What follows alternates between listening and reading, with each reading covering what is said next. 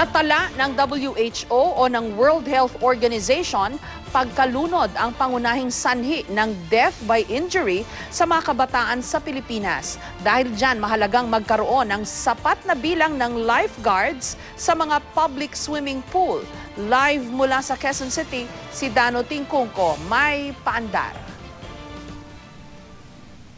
Jessica, dahil papalapit na naman ang tag-init, siguradong marami sa atin ang maglalagi sa mga swimming pool. Kaya naman para masigurong ang happy-happy ay hindi mauwi sa tragedy, isang panukalang hinihain sa Kamara kung saan dapat merong sapat na bilang ng mga lifeguard ang mga public swimming pool.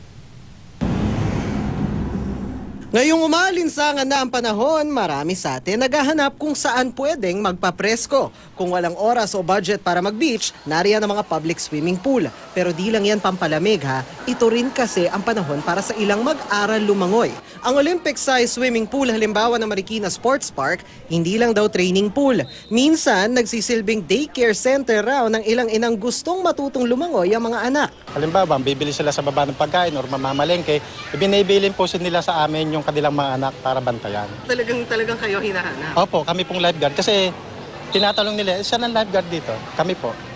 Ngayon nga raw mas mahalaga ang trabaho ng mga tulad ni Renante, 15 taon ng lifeguard dito. Katunayan, simula ngayong buwan, 3 shift na ang bantayan ng lifeguards dito.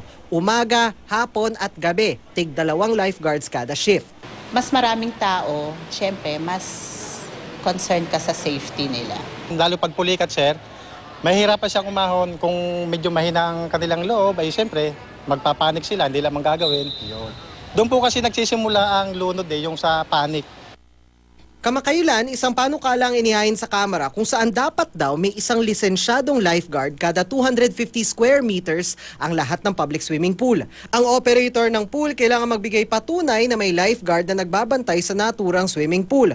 Kung maisabatas, pwedeng matanggalan ng operating permit ang mga pool operator na hindi magtatalaga ng sapat na bilang ng lifeguard sa mga pool at magmulta ng mula 20 hanggang 100,000 pesos. Kung may mamatay o maaksidente sa isang pool na walang lifeguard, pwedeng makulong ng hanggang 6 na buwan ng pool operator at magmulta ng 200,000 pesos. Kung may lifeguard nga, pero nagpabaya ito sa tungkulin at may naaksidente o namatay, parehong magmumulta ng parehong halaga at makukulong ng hanggang 1 taon ang lifeguard at pool operator. Sa tala ng UNICEF, mula 2004 hanggang 2008, bumaba na ang bilang ng mga batang namatay sa pagkalunod. Pero ayon sa World Health Organization, nananatili pa rin itong pangunahing sanhi ng pagkamatay ng mga bata edad 5 hanggang 14 sa Western Pacific region. Pagkalunod din ang itinuturong pangunahing sanhi ng death by injury sa mga bata at teenagers sa Pilipinas ayon sa WHO. Pagdating sa pagsiswim, kahit marunong yung mga bata, dapat merong respondent agad na lifeguard para in case of emergency, nandiyan agad sila. Yung aksidente, hindi mo nga alam kung kailan mangyayari. Eh kung may lifeguard, nakatingin sila sa mga bata. Jessica, sabi pa sa atin ng ating nakausap na lifeguard, no, hindi lang daw sapat yung kaalaman sa paglangoy para masiguro ang kaligtasan sa mga public swimming pool. Nandyan din daw yung ibang mga pag-iingat tulad ng pag-iwas sa horseplaying o harutan malapit sa swimming pool, tamang pagtansya sa tunay na lalim ng swimming pool na lalangoyan at yung pagiging sober o yung pagsigurong hindi ka nakainom para masiguro rin ang kaligtasan, Jessica. Dano, alam mo, importante talagang life skill yung paglangoy. Kaya dapat habang bata pa lang, no, tinuturuan ng lumangoy.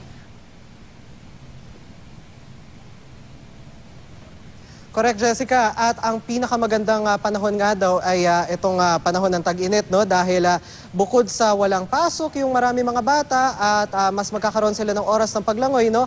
Ay ngayon din, no, habang maaga pa, habang open pa tayo sa mga bagong learnings, no? Ay magandang ngayon natin simulan yung paglangoy dahil marami itong pwedeng maging gamit sa hinaharap. Pero sinasabi din sa atin ng ating nakausap na lifeguard ay hindi ito sapat. Hindi lang yung kaalaman sa paglangoy ang sapat, no, ay kailangan din yung ibang mga pag-iingat para maiwasan ang pagkalunod, Jessica. So, importante may lifeguard. At idagdag na natin dyan, Dano, yung findings natin a couple of years ago, no, na yung mga public swimming pool, medyo marumi yung tubig eh. Dapat sinisiguro nilang malinis kasi dyan magsisimula ang sakit ng mga bata. Maraming salamat sa iyo, Dano Tingkungko, at sa iyong paandar.